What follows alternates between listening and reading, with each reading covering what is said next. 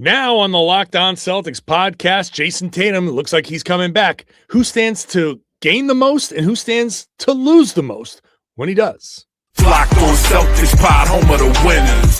Hey there, welcome back to the Locked On Celtics podcast right here on the Locked On Podcast Network. Where does your team every day?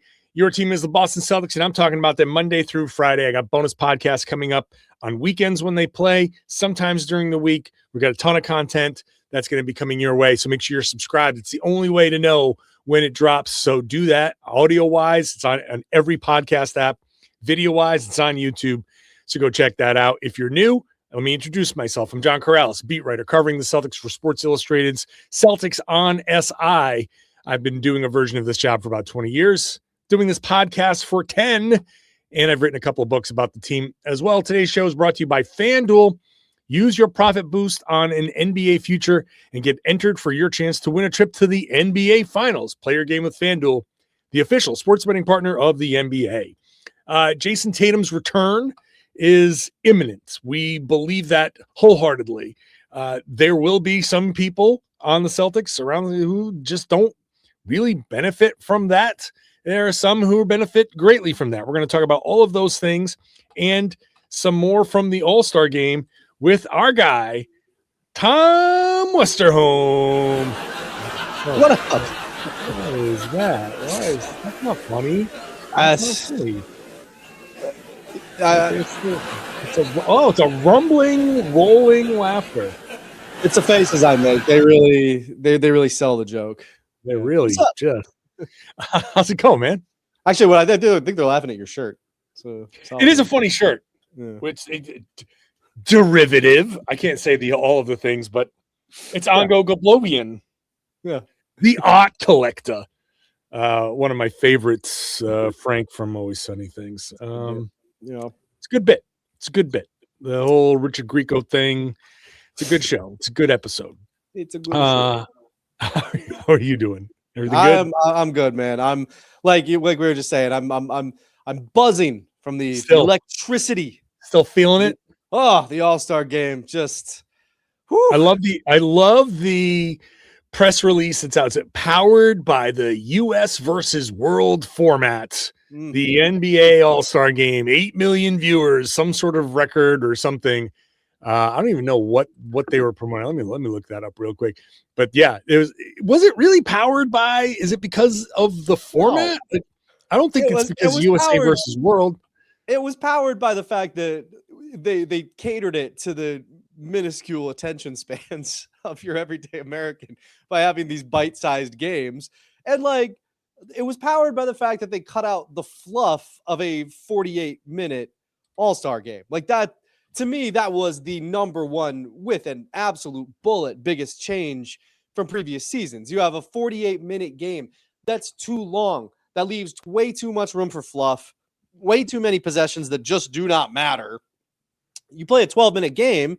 I mean, okay, like USA versus World, whatever. I thought that the real rivalry was young guys versus old guys. Like I thought that was the one that was like really that had a little bit of juice to it. But no, I think that the biggest thing that they did was cut out the fluff, cut out the middle of the second quarter when the game is 76-62 already in the middle of the second quarter. And like the only thing that anybody's wondering is, can these guys get to 200? Because it's kind of looking like they might get to 200. Like that, cutting all that stuff out and just making it a 12-minute basketball game was actually smart. And it improved the product, I thought. I was joking at the beginning that I was buzzing. I certainly, the All-Star game did not leave me buzzing in any way whatsoever. But I was pleasantly surprised by how much more compelling it was than previous seasons. I think, well, first of all, I agree that the format of the three teams playing in a tournament is definitely the best way. Now, combine that, forget the 12 minutes, combine that with like the Elam ending, just every game as a target score rather than 12 minutes. But I know they have to do the 12 minutes because of the ads probably, but and you make it 4 quarters. You're basically playing 4 quarters of basketball And it's a way to repackage like just different substitutions. When you look at it, it really was 4 quarters of basketball because they're 4 12-minute games, and it's just different sub patterns, and they just reset the scoreboard in between each quarter. So it's like a little game, a little mind game that they played with us. But I like the little mini game thing too, and I thought that was good last year. And I've said this before, but the basketball was good last year. I know people are like, "Oh, Victor Wembanyama, we made the whole thing happen." I'm like, yeah, sure. Victor Wembanyama challenged people and all that. It was helpful. That was great. Yeah, it was great. But the basketball last year was good too. It's just that TNT was in a big self-congratulatory thing. They stopped the game for like half an hour so they could all pretend to fish and like pat themselves on the back for being broadcasters for however long. Like, it's no secret that I have no disrespect intended towards the guys on the broadcast, but like they treated it like it was some national treasure. Like, buddy, it's just a basketball show.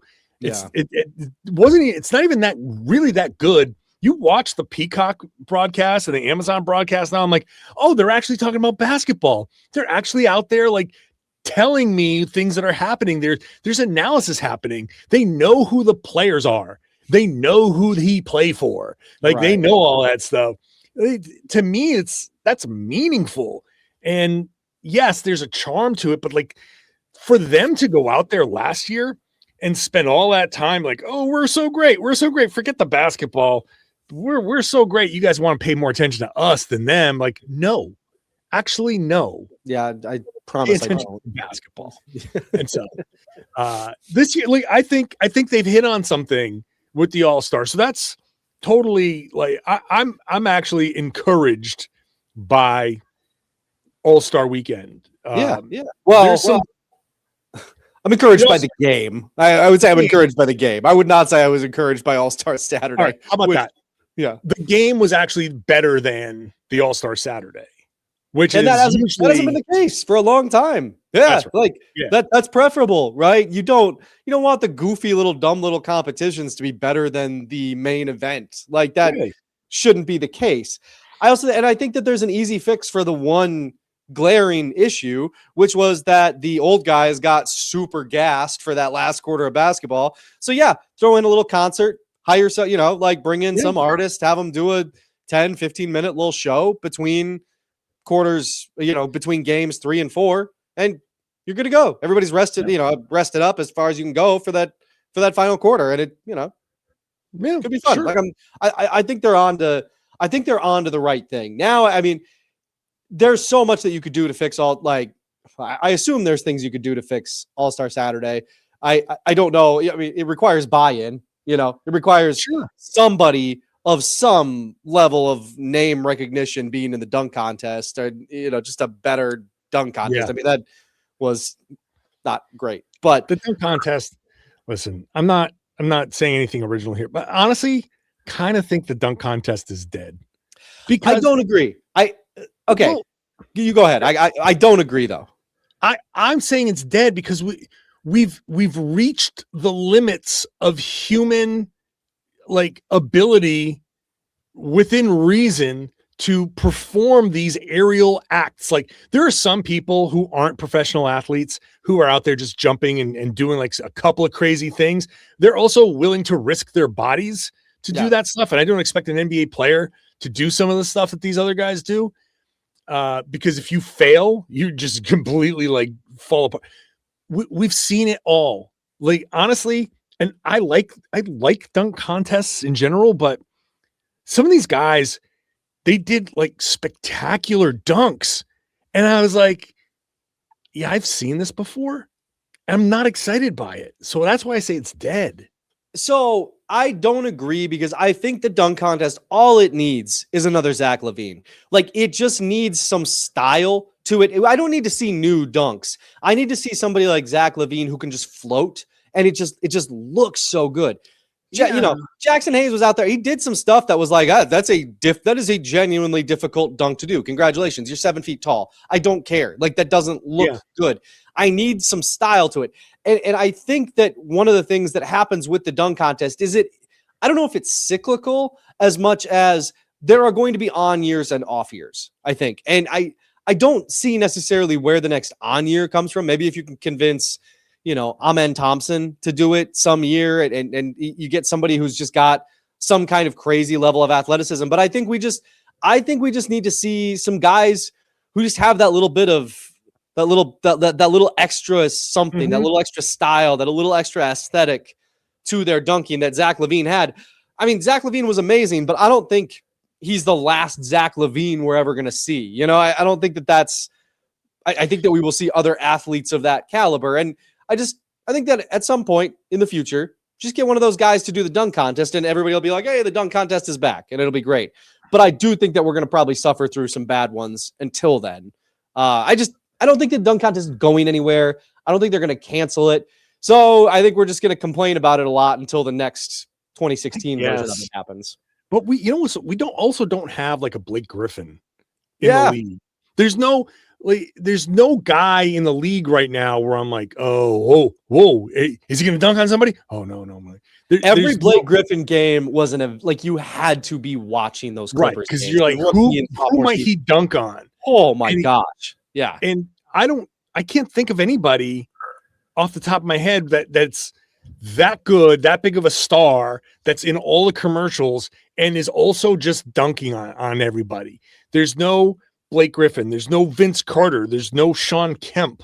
There's no big name recognition guys that are also jumping through the roof and embarrassing people on a daily basis. Who's embarrassing people with dunks on a daily basis now? Nobody. The hope was that Zion was going to be that guy, and that's just obviously not. Yeah, that didn't materialize. But yeah, the league is missing that super, super crazy athlete dunking on everybody, just posterizing fools.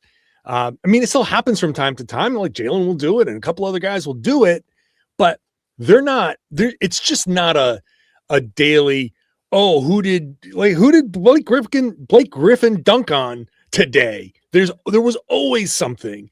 It happens randomly, but there's no one dude that is doing that. Also, an all-star level player, an all NBA level player, with the personality to be in commercials and all that stuff. It's just not that person doesn't exist. So that is the person that also carried the dunk contest. So your point is well taken. I still, unless they find some way to do some of these dunks differently, I'm not impressed by any of the dunks. I just feel like, okay, that was great. Oh, East Bay, you went between your legs. Everybody goes between their legs now. I've seen it before. It just doesn't thrill me. I've seen 14-year-olds doing this. Right. So, okay, thank you. We're going way long, but it's impressive. And it sucks that I think this way, because when you watch it in slow motion, you're like, wow, that is an incredible feat of human strength and body control. And also which sucks. It sucks. No question. Okay. Jayson Tatum is coming back. We know this. We'll talk about it. We just absolutely know he's coming back. There are going to be winners and losers in this, even though really nobody loses, but a couple of guys might lose a little something. So we'll talk about the winners and losers. We'll start with the winners when we come back.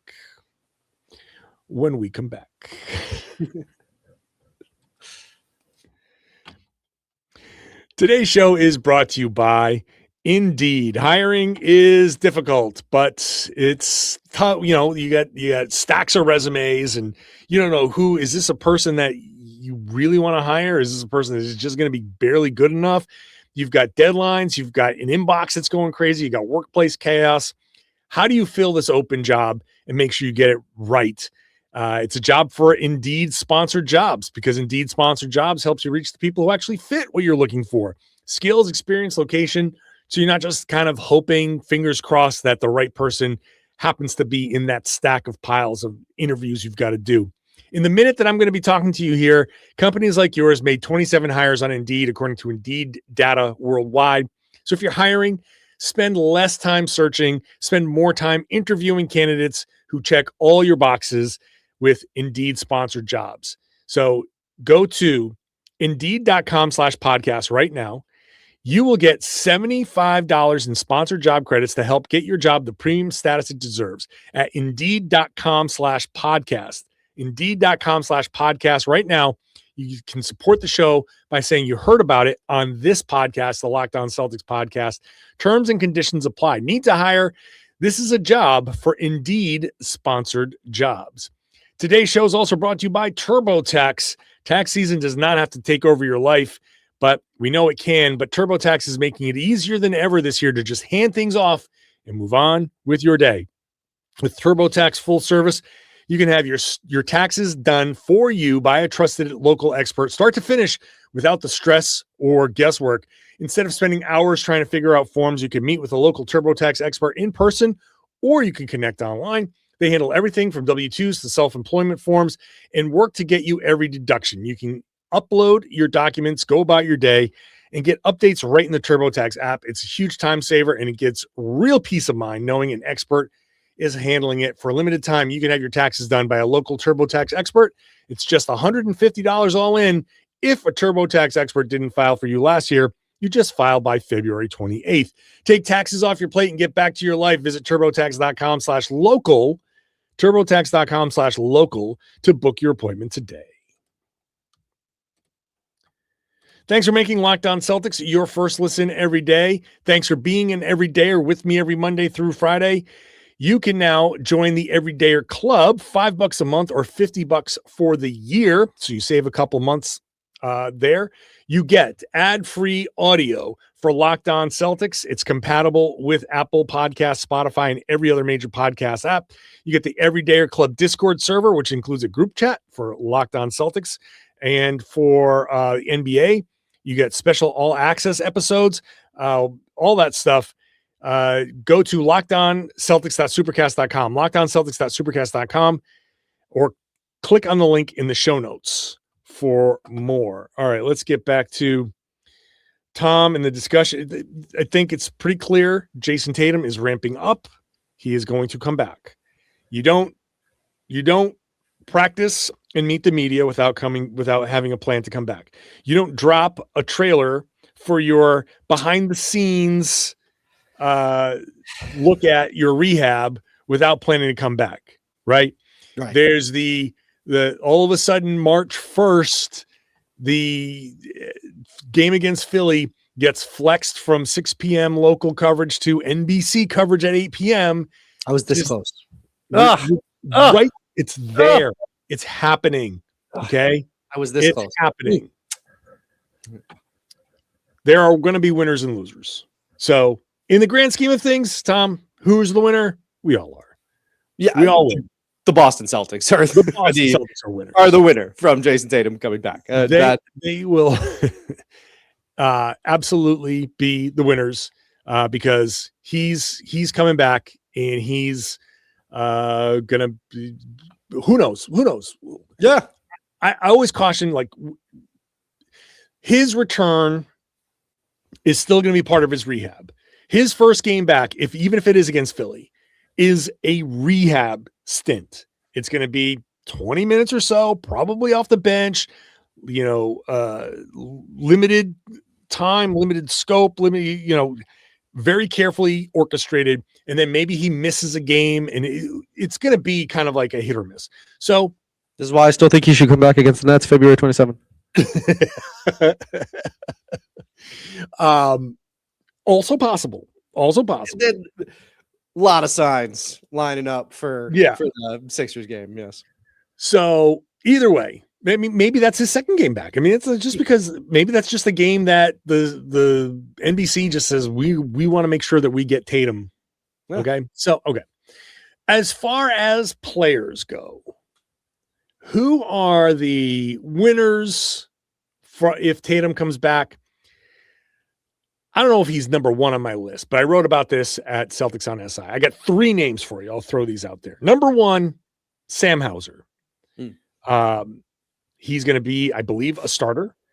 And all of a sudden, instead of Baylor Shireman or Jordan Walsh, it's going to be Jayson Tatum in that lineup next to him. This is eventually when Tatum becomes a starter. Hauser becomes the guy that you're just going to have to live with, I think, because your starting lineup eventually will be Tatum, Brown, Derrick White. I believe Vucevic is going to be in there. Yep. And Sam Hauser. Who do you like? Sam right now is getting a lot of extra attention because there are guys like Walsh and Shireman out there. Ugo, just inconsistent shooters. Maybe they'll get hot, whatever. Sam gets a little extra attention. Don't let him get hot. Now he's going to be the guy that's wide open. He's going to get so many more cleaner looks. I think this is going to be whenever Tatum does get back into the starting lineup, I think Hauser's going to be one of the big winners. Yep. No, I agree with that. And I mean, I think, Hauser's honestly, one of the things that's happened with Hauser this season is he's been given much more difficult defensive assignments a lot of the time. Like he's had to really take on some tough defensive assignments. And we'll see how long it takes Tatum to get to that stage. Probably not, again, like you're saying, probably very similar to the starting lineup. It won't be happening right away. But when Tatum is back, somewhat close to fully, he will be taking on a lot of those tougher defensive assignments. So Hauser will also probably get a little bit of a break on that end too, which could be nice for him as well. Vooch, obviously a big winner. I think he's got to be maybe the number 1 winner. Actually, my next guy's the number 1 winner, I think. But Vooch, I think he becomes a starter. And not only that, if things go well, think about this. The Celtics let Al Horford walk. They let Porzingis walk. If Vooch works with Tatum, you think he's going to go to Brad Stevens and be like, can we not let this guy walk? Yeah. And I don't know what the Celtics are willing to pay Vooch. It's probably not going to be anything more than the taxpayer mid-level at this point. But maybe he instead of being like, hey, Vooch, we're going to take it or leave it the minimum. If Tatum says, hey, I like playing with this guy, they'll be like, all right, here's $5 million, here's $6 million, instead of just 2 or 3. Yeah. Yeah. I think that I know who your next guy is, and I agree that he's probably the biggest winner. But I will throw my lot in with Vooch just for the sake of being argumentative, but not really, because I think that he's really set up for a lot of success here. I think on this Celtics team, that last game against the Bulls before the break, obviously it's the Bulls, whatever, but the amount of just elbow room that Vooch had to shoot some of those shots, that's not going away. Like those shots are going to be there for him, and he's probably going to be a lot more available for the Celtics. I mean, no, like knock on wood, obviously, but he seems like he's going to be a lot more available for the Celtics than Kristaps Porzingis was. And Porzingis, I mean, the types of looks that he got were really, really good. Vucevic is going to get all of those looks, and he's a really good passer, right? So you've got a guy who is getting these wide open pick and pop looks, who can roll off the pick and roll and either catch it on the roll or seal his guy off, right? And get these really good post up looks and finish down there. Like he's really good at trapping a guy when he rolls and keeping that guy down, stuck in jail under the basket. Like he's really good at that. And by the way, he's a really good passer. So I mean, listen, as Anthony Simons' number 1 fan, I like painful, obviously, but it's I get it. Of course, this is the thing, right? It's this, and this is why Brad Stevens is so annoying to cover, because it's what am I going to do? Tell Brad Stevens you got it wrong with Vucevic? Obviously, he didn't. You know, obviously, that was going to be the right move on a bunch of different levels. But anyway, I think Vucevic is I think not only is he a big winner from Tatum's return, because I mean, that just puts everything, exponentially higher, right? I think he's also just a big winner for coming to the Celtics. Like, this is just the setup that he's about to find himself in. I think I think he seems like a competitive dude. I think he's going to really enjoy being on this team with this coach, and the amount of space and the types of looks he's about to get, I think are really going to be appealing for him. Okay, smart guy. You said you know who my last guy is. Who do you think it is? I'm going to go on a limb and guess that your last guy is Derrick White. Son of... Listen, Yeah, it's Derrick White. Yeah, it's Derrick White. Because things just snap back into place for Derrick White. And this is the most exciting part of Tatum's return for me, aside from, hey, Jayson Tatum's coming back to play basketball, which is always fun. Derrick White has this season gone from Mr. Spot Up to Mr. Off the Dribble, and it's just it's been difficult. He's a lot better at Mr. Spot Up. Yeah. So this is according to Synergy Sports.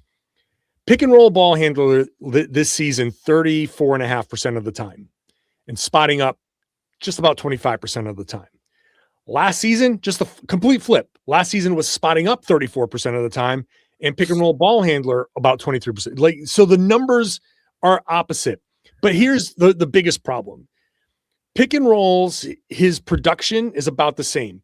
9.5, like 0.954 points per possession. Okay. So it's in that, it was 0.954 here and 0.964 last year. So off the pick and roll, that's about what he is as a scorer, as the pick and roll ball handler. Spot ups last year, just about 1.3 points per possession. Elite number. Very good. Excellent. Yeah. This year, the spot ups have dropped down to 0.94, which is okay, but nah, right? Yeah. So the thing that he was good at last year, he's not good at anymore, because I think this is so much more involved in the pick and roll ball handling. Well, that's Tatum's thing. Tatum is the pick and roll ball handler. So I think once Tatum gets back into that starting lineup, those numbers flip again, and all of a sudden Derrick White starts putting up 20, 25, 30, and you start having a lot more of those games. I think the shooting starts to creep up. We're going to start looking at his splits.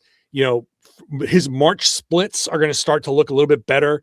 There's going to be a couple of weeks in April where people are saying, oh, wow, is Derrick White peaking at the right time? We should clip this.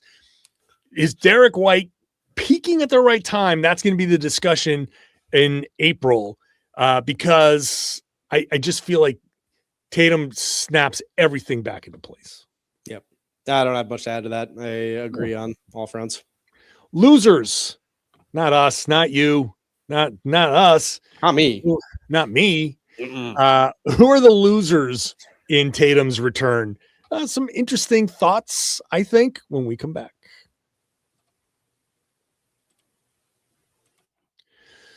Today's show is brought to you by FanDuel. You want to get to the NBA Finals? You want to see it in person? No problem. FanDuel is giving you a chance to turn that dream into a reality with their NBA sweepstakes. Here's how it works. You use a profit boost on any NBA future, and you'll automatically be entered for a shot to win an NBA Finals trip for two.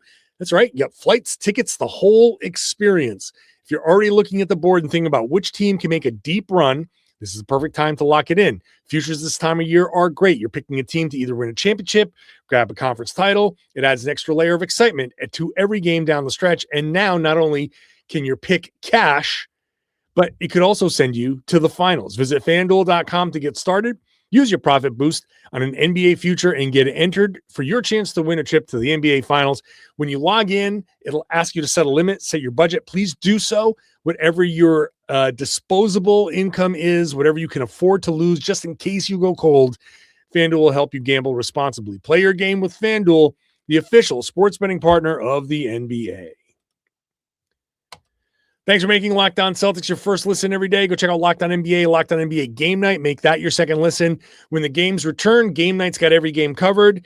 Locked On NBA has the big stories in the afternoons, 2 podcasts on the same feed. Find those where you found this one. All right, Tom, we've got winners. How about some losers? I'm going to throw Neemias Keita out there as a potential loser when Tatum returns, just because Vooch is going to move into the starting lineup, which means Vooch is probably going to get more minutes, and Keita's minutes are going to start to probably slip a little bit. Not that he's going to lose a ton. And I say loser as in just something is going to, he will be negatively impacted, at least in a little bit, just because I think that he's going to slide to the bench. I do like him paired with Peyton Pritchard more. I like that pairing. And because of the ball handling situation, Pritchard's going to stay on the bench. So him and Keita on the bench, it's almost like a personal catcher for the pitcher.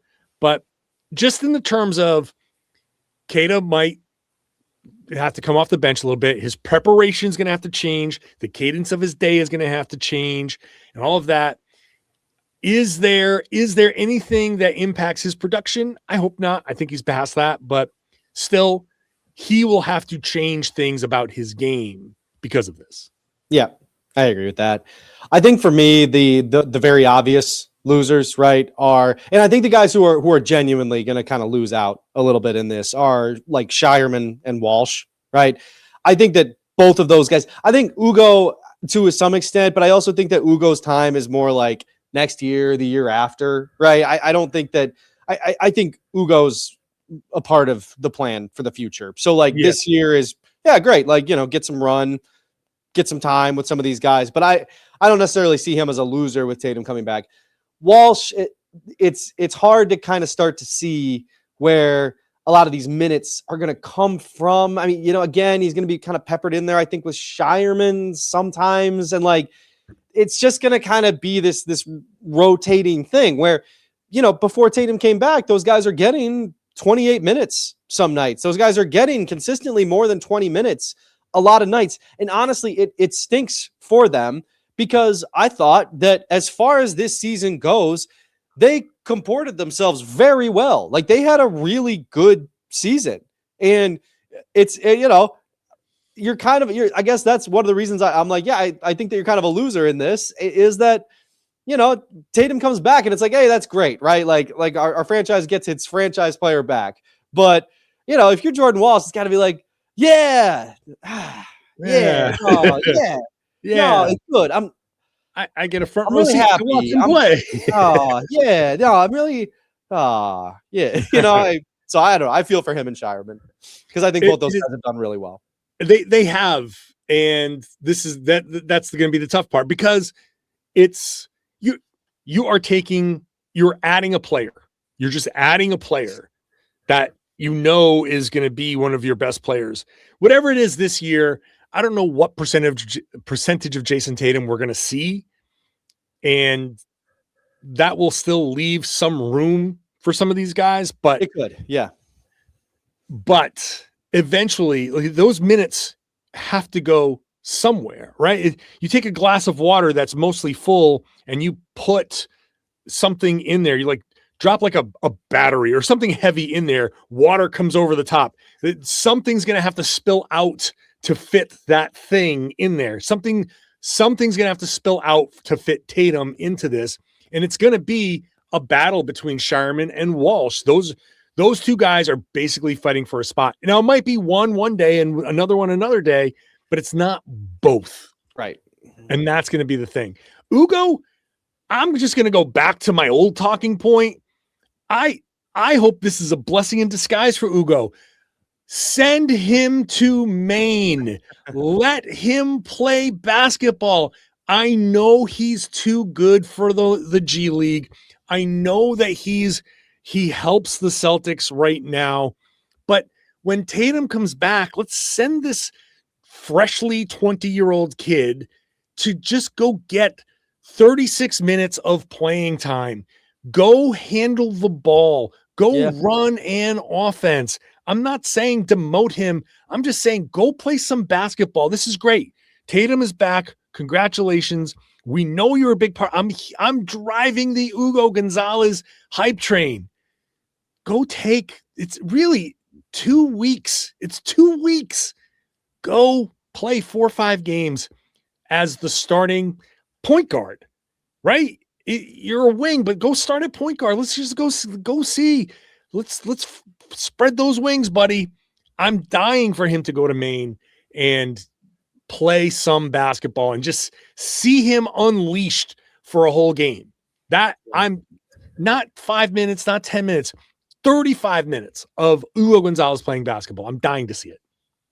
I also think that we're going to get kind of a Nesmith situation with Jordan Walsh, because I'm still very high on him, and I just don't see how it can happen with the Celtics in very much the same way that the Nesmith thing was just not going to happen with the Celtics. I think it's probably getting to be about that time to move on from Walsh. I think Shireman kind of makes a lot of sense as like a guy coming off the bench who gets minutes some nights and not minutes other nights, and can play some defense and can do a lot of different things and all that stuff. I think Jordan Walsh is getting a little too good. I do. I think he's a good player, and I think it's probably time to let him go spread his wings somewhere else. Because I don't think it's going to happen on this team, which I think is a shame. But it is a shame. It is a shame. And you're right. The Aaron Nesmith thing might actually be the good comp as far as a guy that can go get some minutes. I don't know, Sacramento or Chicago or something like what team that's New Orleans, somebody that can, and that's how it goes sometimes. A situation can be good for you 1 minute and then not good for you the next. If that's how it goes, then that's how it goes. One of these guys is going to have to stick around. Shireman has done enough this year where I can see that being the choice. The rebounding recently especially has been really good. If you can rebound and if you can be an offensive rebounder, because that's the thing with Jordan. Jordan is really, really good at crashing, and he's really, really good defensively. And I would hate to see that go, but how do you keep, I guess it depends on what they do otherwise. This is going to be an incredible summer because you've got a traded player exception. You've got contracts that could be traded if you need to trade them. You've got a full mid-level, 15 million and change that you can offer somebody that is going to be enough to get you a good player in today's NBA. There's not a lot of cap space out there, and that mid-level is going to be what a lot of teams offer. And you can say, hey, you got Tatum and Brown, and look at this team that we're putting together. You come on over, and you can do another 2-3 year window of wow, look at this team that the Celtics have built. Especially if you get Vooch on a contract that's somewhere between $3 and $6 million. Come on. Then you got Vooch, you got Keita on a minimum deal, and then you go find somebody else at whatever number you're spending in that. There are some real possibilities for the Celtics to be really good. Maybe in the wake of all of that, Jordan Walsh finds a role, Baylor, Shireman, they each find a role, but I don't know. I think you might be right. One of them might be because no one better get in Hugo Gonzalez's way. That's all I'm saying. No one gets in the way of his development. Damn it. You would the locked on tantrum would be otherworldly. Yeah. I'm entering irrational mode with Hugo. We'll see. Yeah. I'm either going to be brilliant or a moron, and most people will say, "Well, you're already a moron." So we're waiting on brilliant. So we'll see. It'd be nice to see. He said it, so Twitter doesn't have to anymore. Okay, guys, can you all calm down? Jeez. There you go. Clip that and send it around. Karalis admits he's a moron. Go put it out there. Anyway, all right, Tom. Appreciate you, man. Appreciate you, man. And I do appreciate you listening, watching, being here with us Monday through Friday. Bonus podcast. This is essentially a bonus podcast. We went 40 minutes. They always get mad at me when I go too long, but I don't care. We're talking. We're having fun. So make sure you're subscribed. Hopefully you enjoyed all 40 minutes of this show and you want to share it Spread the word. Tell everybody that they should be listening to and watching the Locked On Celtics podcast here on the Locked On Podcast Network. It's your team every day.